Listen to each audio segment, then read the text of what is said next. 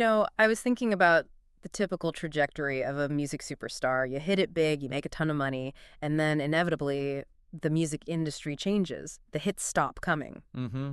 It's a predictable cycle. And usually when we talk about a musician pivoting to business at that stage, well, let's be honest, it's often a vanity project. Right. It's the celebrity perfume.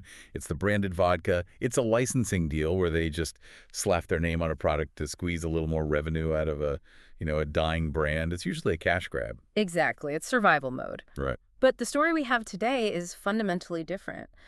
We are looking at a guy who didn't just slap his name on a product. He essentially reverse engineered the entire venture capital ecosystem. Yeah. We're talking about Hakeem Sariki, better known to the world as Chamillionaire. And the numbers here are genuinely staggering. We aren't talking about rap rich anymore. We're talking about Silicon Valley, early investor in unicorn startups, wealthy. It's a whole other level. We're talking about a portfolio that rivals top-tier institutional investors. It is honestly one of the wildest career pivots we've ever covered. If you were anywhere near a radio, a television, or frankly, just a car with the windows rolled down in 2006, you know the hook. Oh, you can't not know it. You can probably hear it in your head right now. They see me rolling, they hatin'. It was inescapable. Ridin' wasn't just a hit song. It was a cultural monolith. It won a Grammy. It was the ringtone on everyone's flip phone. And it even spawned Weird Al Yankovic's parody White and Nerdy. Which is, that's arguably the highest honor in pop culture. When Weird Al parodies you, you've made it. You've truly arrived. But for most people, that's where the story starts and ends. You think of Chamillionaire, you think of that song, you think of the mid-2000s Houston hip-hop explosion. Yeah, maybe you wonder, hey, whatever happened to that guy? But that is exactly why we are doing this deep dive today. Because if you stop looking at the timeline in 2007, you miss the most fascinating part of the story. You miss the transformation. The real story. You miss the transformation of a platinum-selling rapper into a high-stakes venture capitalist. So, the mission today is simple but ambitious. We are going to trace the evolution of Chamillionaire. We're going to figure out how a kid from Houston's Acres Homes neighborhood went from selling mixtapes out of a literal trunk to seeing a 10x return on tech investments and becoming a pivotal figure in Silicon Valley. And my argument for this deep dive is this. He didn't actually change professions. He just changed products. Ooh, okay. Unpack that. The specific skills that allowed him to dominate the Houston rap scene, the pattern recognition, the distribution hacking, understanding leverage, branding, are the exact same skills he used to spot billion-dollar tech companies before the smart money did. That's a bold claim. So let's test it. We have a massive stack of sources here. Biographies, business portfolios, interview transcripts, all sourced from Wikipedia's detailed entries. Let's go all the way back to the source code. Let's talk about where Hakeem Sariki came from. So he's born in Washington, D.C. in 1979, but the story really takes root when he moves to Houston, Texas at age 4. Specifically, the Acres Homes neighborhood in northwest Houston. And his household dynamic is crucial for the learner listening to this because it sets up his entire worldview. Right, looking at the bio, it's a heavy cultural intersection. His father was a Nigerian Muslim, and his mother was an African-American Christian. It creates a unique perspective right out of the gate, but the key factor here was the strictness. In the Sariki household, secular music was effectively contraband. Like forbidden. It was not on the menu. Rap music, pop music. Yeah. It was all seen as a negative influence. Which is the classic setup for rebellion, isn't it? If you tell a kid they can't listen to rap music, that is immediately the only thing they want to do. Of course. Prohibition creates demand. Precisely. Despite his parents' opposition, or maybe, because of it, he was drawn to it. And being in Houston, he had some heavy local influences. Oh, for sure. The Houston scene was legendary. He was listening to the Ghetto Boys, UGK, 8-Ball, and MJG. These are absolute legends of the South. But he was also studying the national giants like Public Enemy and NWA. And I think that mix is important. Public Enemy wasn't just making noise, they were messaging. They were political. UGK was storytelling, street parables. He was absorbing all these different modalities of communication. He wasn't just bobbing his head to the beat. He was analyzing the voice. He was deconstructing the business model. He decides pretty early on that this isn't just a hobby. He wants to make this a career. He teams up with a childhood friend, Paul Wall, while they were attending Jersey Village High School. But here is the first sign of that business mind at work. The name. The name. Chamillionaire. It sounds like a pretty standard, boastful rap name on the surface. It does. It sounds like a typical rap boast at first glance, but break it down. It's a portmanteau, a blend of chameleon and millionaire. A chameleon millionaire. Right. And think about what that signals. A chameleon adapts. It changes its colors to survive and thrive in any environment. It blends in to get what it needs. So adaptability is core to the brand from day one. And the millionaire part, well, that states the financial ambition. Clearly, there's no ambiguity there. It's basically a mission statement in a single word. He was telling us, I am going to adapt to whatever market I am in, whether it's the streets of Houston or the boardrooms of Palo Alto, to generate wealth. Exactly. He wasn't just trying to be a rapper. He was trying to be an adaptable earner. But okay, you have the name, you have the ambition, now you need the break. Right. And this is where the Houston hustle really comes into play, because this is pre-YouTube, pre-Spotify. You couldn't just upload a track and go viral. You needed a gatekeeper. You needed distribution.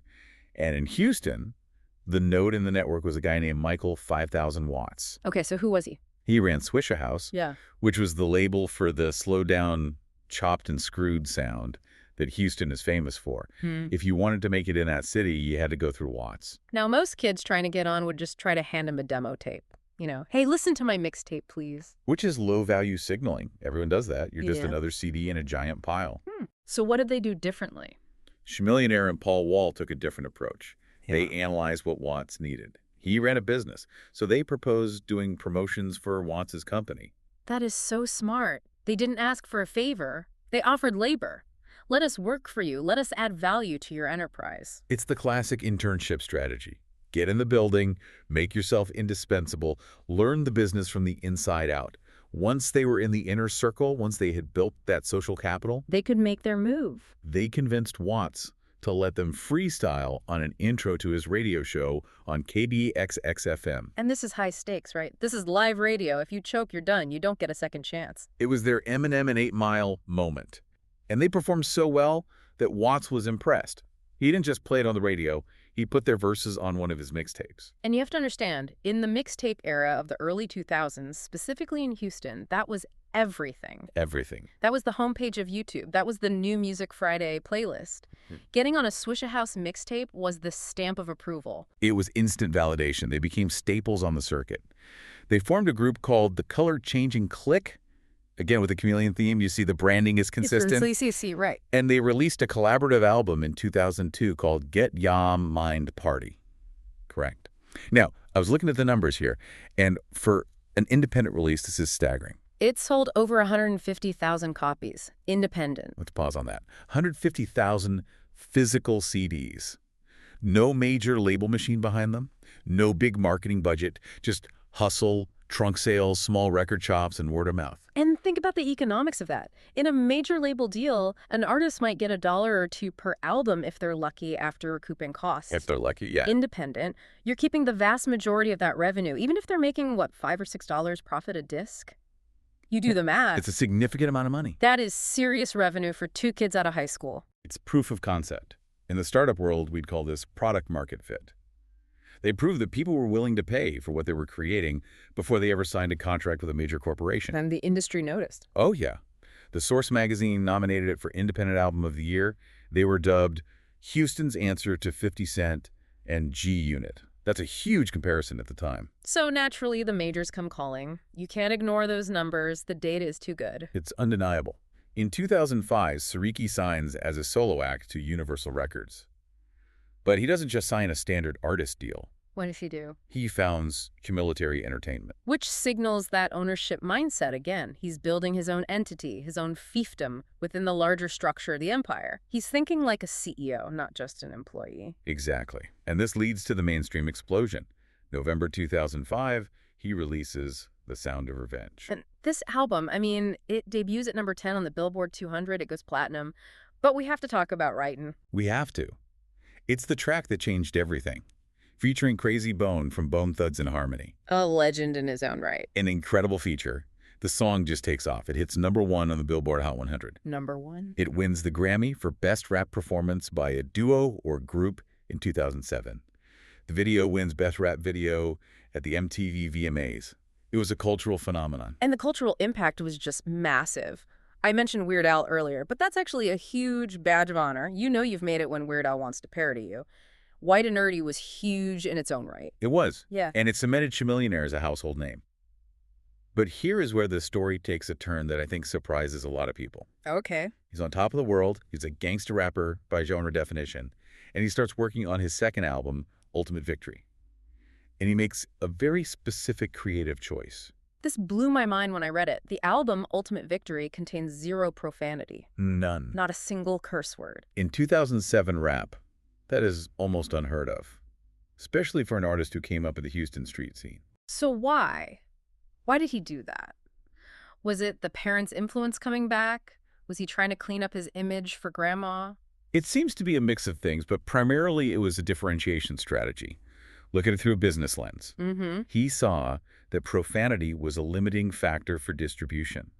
It limited airplay on the radio, it limited ad placements in commercials, it limited who could buy it at Walmart without a parental advisory sticker. He was trying to broaden the total addressable market. He's I don't- thinking about scale. Exactly. He wanted to prove that he didn't need profanity to sell records or express his message. He wanted to reach a broader audience. It shows a willingness to pivot and go against the grain of the industry standard. So what was the album about then? The singles included Hip Hop Police with the legendary Slick Rick and the Evening News. He was tackling social issues, talking about police brutality, media sensationalism, but doing it cleanly. And while Ultimate Victory was critically praised, it didn't have a smash hit on the level of Raiden. And this is where we start to see the friction with the machine, as we call it. The major label system. Because usually the pivot to something else happens when the current business model breaks. And for Chamillionaire, the music business model broke around 2008. This is the Venom saga. He's trying to release his third album, titled Venom. This is around 2009. And the release date keeps getting pushed back and pushed back. We've heard this story with so many artists. It's development hell. The label just sits on your project. He was comparing his situation to Lil Wayne's Rebirth or the Game's Red album, other huge projects at the time that were just stuck in limbo. What's the label's thinking there? The corporate gatekeepers were looking at marketing spend versus projected return. They didn't hear a single as big as Raiden, so they were hesitant to pull the trigger. For whatever reason, they weren't greenlighting the project. That has to be incredibly frustrating. You're coming off a Grammy, you have a fan base, you have the product ready, but the distributor refuses to ship it. You're completely powerless. So what does he do? He goes back to his roots. Hmm. He uses the Mixtape Messiah series as a retention strategy. Back to the mixtapes. He realizes that if he can't sell an album, he still needs to keep his customers, his fans engaged. He needs to maintain that relationship. So he releases Mixtape Messiah 1 through 7 during this period of label limbo. And I love this detail. For Mixtape Messiah 7, he actually distributed the physical discs to 100 winners of a contest he ran on his website. That is direct-to-consumer marketing before it was a buzzword. He Yeah. was bypassing the distribution channels that were blocking him. He was maintaining the relationship with the end user, the fan. He's cutting out the middleman because the middleman is the problem. But eventually, the tension with Universal becomes too much. In January 2011, he announces on a live stream that he is officially leaving the label. He's walking away. A quote here from producer Andrew Dawson really sums it up. He said the deal wasn't a good situation for either of them. And the consequence of that breakup was significant. He couldn't release Venom. All that material he recorded during that time, Gone. locked away. He walked away from the master recordings. Years of work. Sunk cost. That is a hard pill to swallow. But it brings us to a specific psychological trait that I think defines his investing career later, the ability to ignore sunk costs. Yes. Because there is another story from this era, the foreclosure story, that I think a lot of people misunderstood at the time. Oh, absolutely. The headlines were brutal. Chamillionaire loses mansion. Rapper goes broke. It fits the narrative people want to believe, that rappers are financially irresponsible. But he went on TMZ and explained it, and the explanation was pure cold math. He said he voluntarily gave the house back to the bank. He had paid about $2 million on it, but the market had crashed. This is the fallout of the 2008 crisis. So the asset was underwater? It was worth less than what he owed. Yeah. And crucially, he pointed out that he was never there because he was always traveling for work. So the utility of the asset was zero, Yeah. and the financial value was negative. Right. Most people would keep paying the mortgage out of pride. I can't let them take my house. That's emotional attachment to a liability. It's an ego-driven decision. Chamillionaire looked at the spreadsheet. He said, I can walk away, lose the $2 million I already paid, that money's gone regardless, and stop the bleeding. Or I can keep dumping money into a depreciating asset. He treated his own home like a bad stock position. He cut his losses and moved on. He calculated the loss, accepted it, and redeployed his capital elsewhere. That shows a lack of emotional attachment to assets, which is a key investor trait. You have to be cold and rational. So he frees himself from the label. He frees himself from the bad real estate. He releases some independent E-piece ammunition, Elevate, Rainfall, which actually charted, proving he could still move units on his own. He's proving the model still works without the major machine. But while all this music drama is happening, there's a whole other timeline running in parallel. This isn't a sequential story. Yes. And it's important to note that his business ventures didn't start after the music slowed down. They were happening simultaneously. He was diversifying his portfolio way back in 2003. So even before The Sound of Revenge came out. Years before. One of the early ones was Fly Rides Custom Toys, a car customization shop. Which, again, sounds like a typical rapper side hustle. Rapper, cars, it makes sense. It does on the surface. But look at the logic behind it. This is a classic example of what we call vertical integration, or at least capturing the supply chain. He looked around the Texas car culture. It's huge. Everyone is renting cars for music videos, putting huge rims on them, swangas, as they call them in Houston. He realized people were spending a fortune renting these assets for a day or two. So he says, why am I renting from someone else? I should be the one renting them out. Exactly. Instead of wasting money, they can come spend that money with me. He invested in the shop to capture that spend from his own industry. He also started a modeling agency called Masterpiece Mindframe. And I love the philosophy behind this one. The motto was, your mind comes before your frame. He wasn't just finding pretty faces. He was focused on career planning for the models, helping them build sustainable careers. Again, long-term thinking. Always. And then there was the tour bus company in 2006. This one is brilliant. Again, seeing a need from his own experience. He's on tour for The Sound of Revenge. He sees how much money is going into transportation and logistics. The label is paying a fortune to a third-party company. So he starts his own. He founds a company, equips the buses with internet, studios, showers, premium features. He's turning his expenses into revenue streams. He's literally owning the means of production for his own tours. But let's be honest, car shops and tour buses are somewhat adjacent to the music business. The real pivot, the one that makes him a legend in the business world, is the move into tech. This is part 5 of our outline, and this is the meat of the story. This is where he stops being just a rapper with side hustles and becomes a venture capitalist. And what I love is how he entered the space. He didn't just write a check and hope for the best. He educated himself. He did the work. He did the work. Around 2009, he meets Mark Suster, a managing partner at a major VC firm, Upfront Ventures. How did that meeting even happen? Was it at a club, a party? That's how these things usually go down. No. And this is the key detail. Chamillionaire was attending tech conferences. Not as a performer, not as a celebrity guest, as an audience member. Seriously. He was going to TechCrunch, sitting in the crowd, taking notes. Imagine you're a struggling startup founder, you're pitching your heart out, you look to your left, and the right and dirty guy is furiously scribbling notes about API integrations and user acquisition costs. That is dedication. He was doing the homework, he had humility, he wasn't too famous to be a student. He met Suster, they started talking, and they realized they had a shared interest in where the world was going. And that relationship led to what we might call his home run investment, Maker Studios. This is the deal that validates everything. Maker Studios was an online video talent agency, basically a network for YouTubers before that was a huge industry. This was back when traditional media dismissed YouTube as just cat videos and pirated clips. They didn't see the creator economy coming. But he did. Chamillionaire lived online. He engaged with fans directly. He understood the power of direct-to-consumer content. He knew that eyeballs were moving from TV to independent creators. He had high conviction. So what did he do? He invested $1.5 million. Wow. $1.5 million of his own capital. That is a lot of cash to put into a startup. That's skin in the game. It is a huge bet. But he was right. In 2014, Maker Studios sold to Disney. Walt Disney Company. For $500 million, with performance-based milestones pushing the total deal value up to $950 million. And what was Chamillionaire's payout? The reports put his return at over $20 million from that single exit. Wow. From 1.5 million to over 20 million. That is a return that most VCs dream of. It's a fun returning hit. And it validated him. Suddenly, the doors in Silicon Valley swung wide open. He wasn't a tourist anymore. He was a player. He wasn't Chamillionaire, the rapper who likes tech. He was Chamillionaire, the guy who saw the Maker Studios exit coming. The guy with the Midas touch. And he didn't stop there. This wasn't a one-hit wonder. Looking at his portfolio, it's impressive. He invested in Cruise Automation in 2013. Okay, what did they do? Self-driving car company.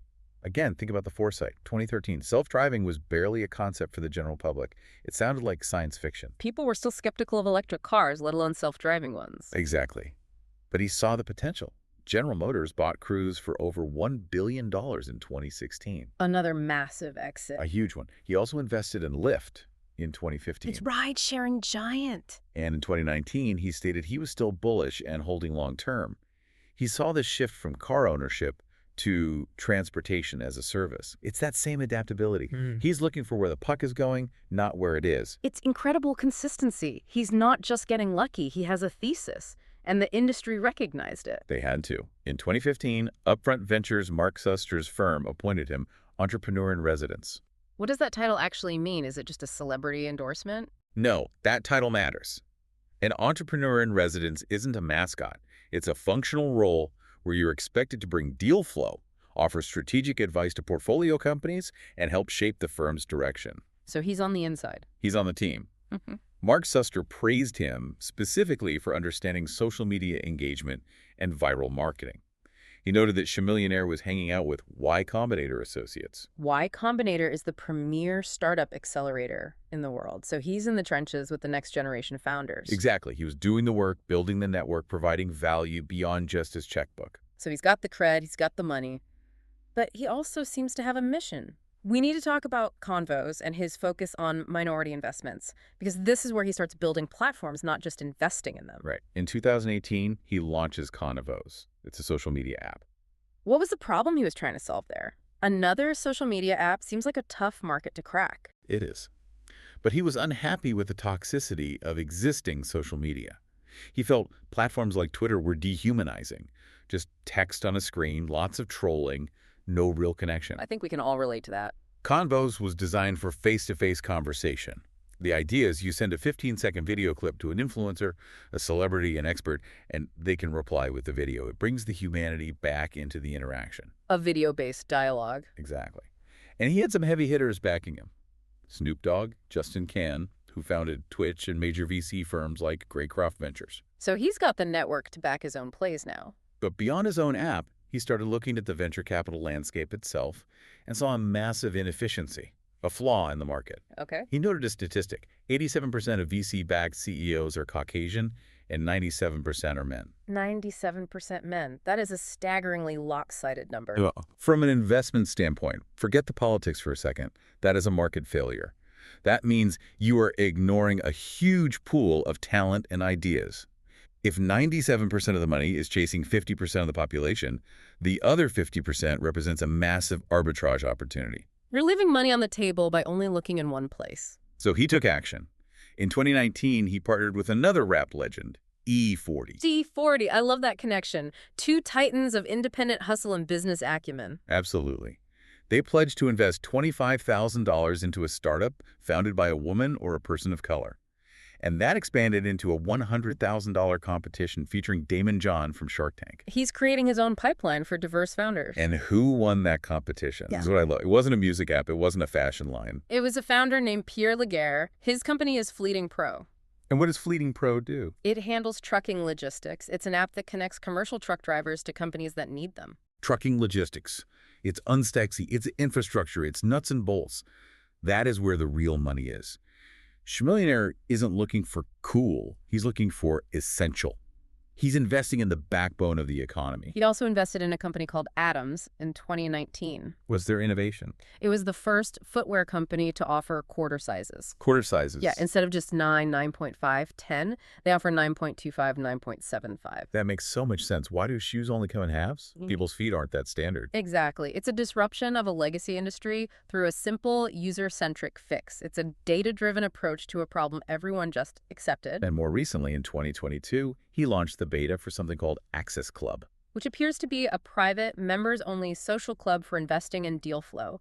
He's creating a network to give others access to the kind of opportunities he found. He's trying to democratize the information and the access that has historically been locked up in very small, exclusive circles. I want to pivot a bit to the personal side of things, because often in these stories, the relentless pursuit of money destroys relationships. You hear about partners suing each other, brothers not speaking. But the story with Paul Wall is actually really redeeming. It is. They had a really nasty falling out. Yeah. It started back in 2004 when Chamillionaire's brother, Rasak, was allegedly attacked at a club by someone in Paul Wall's entourage.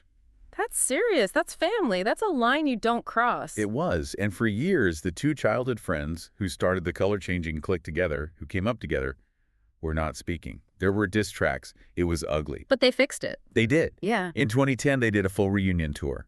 And the insight they shared about the beef was really mature. They both realized that the breakup was partly because they needed to prove they could make it alone. They needed to step out of each other's shadow. Right. There was insecurity there, a bit of ego. But once they had both achieved massive solo success, Paul Wall had his huge hits, Chamillionaire had his Grammy, the insecurity was gone, the threat was gone. The need to compete was gone. And they could be friends again. It shows a level of emotional maturity that, frankly, you don't always see in the music industry, or the business world for that matter. Speaking of maturity, I really liked his perspective on fame and the news cycle. He had a quote, "If you think you're going through hard times, you can always turn on the TV to see someone else who's going through things 10 times worse." It's a very grounded worldview. Yeah. It shows a sense of perspective. He mentioned wanting to balance social commentary in his music without being heavy-handed. Which is a tough line to walk. It is. But it shows he's clearly someone who pays attention to the world around him, which probably aids his investing. You have to understand the macro environment to invest successfully in the future. And on a lighter note, just a few personal tidbits. Despite being Mr. Houston, the face of the Houston rap scene for a time, he is a die-hard LA Lakers fan. Which he defends. He says he was a fan even when they weren't winning. But living in LA for his venture capital work probably makes it easier to attend games now. And he's a dad. His son Xavier was born in 2010. The name Xavier means new house. Nice little detail there. Perhaps a metaphor for rebuilding his fortune or building a legacy that is distinctly his own, separate from the music. So let's bring this all together. Let's synthesize this journey. We have a kid from strict parents who rebels into music, conquers the independent scene with pure hustle. Then conquers the mainstream. It's fed up with the corporate inefficiency of the music labels, pivots to tech, and makes a fortune investing in the future. It's a remarkable arc.